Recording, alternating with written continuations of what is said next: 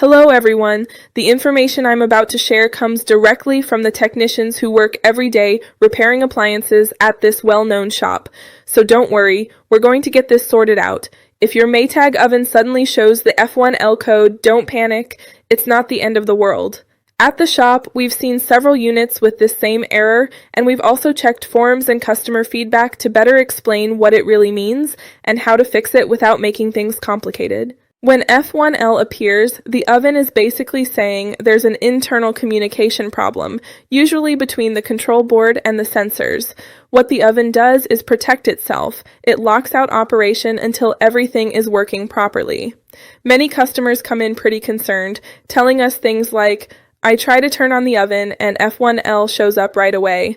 I can't program it or use it." Others say the error comes and goes intermittently, which already gives us a clue that it could be related to sensors or the signal reaching the board. The first thing we usually check is the control board, since it coordinates everything. Over time, these boards can wear out, overheat, or even be affected by power surges. We've had customers who thought their oven was completely broken, and after inspecting the board connectors, simply cleaning and securing them temporarily fixed the issue. As one of our technicians likes to say, when I see an F1-L, the first thing I check is the board's wiring and connectors. Most of the time, it's a loose or dirty contact. If the board connections look good, then we move on to checking the internal sensors, especially the temperature sensor and the door sensor. If any sensor sends out-of-range data or no signal at all, the board interprets that something is wrong and triggers F1-L.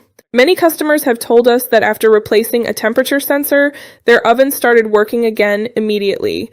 This shows that you don't always have to replace the entire board. Sometimes it's just a faulty sensor. It's also important to pay attention to the internal wiring because with heat and long-term use, wires can loosen, shift, or wear out. In several cases, customers who thought their oven was broken found out that it just needed the wires to be properly reconnected. After that, the oven worked perfectly again, like new. In less common cases, the issue really does come from the main control board. When the sensors, wiring, and everything else are in good condition and the error still persists, then replacement becomes necessary. The manufacturer also notes in technical bulletins that F1-L can be caused by board failures, loose wiring, or faulty sensors, and they always recommend checking everything else first before replacing the entire board.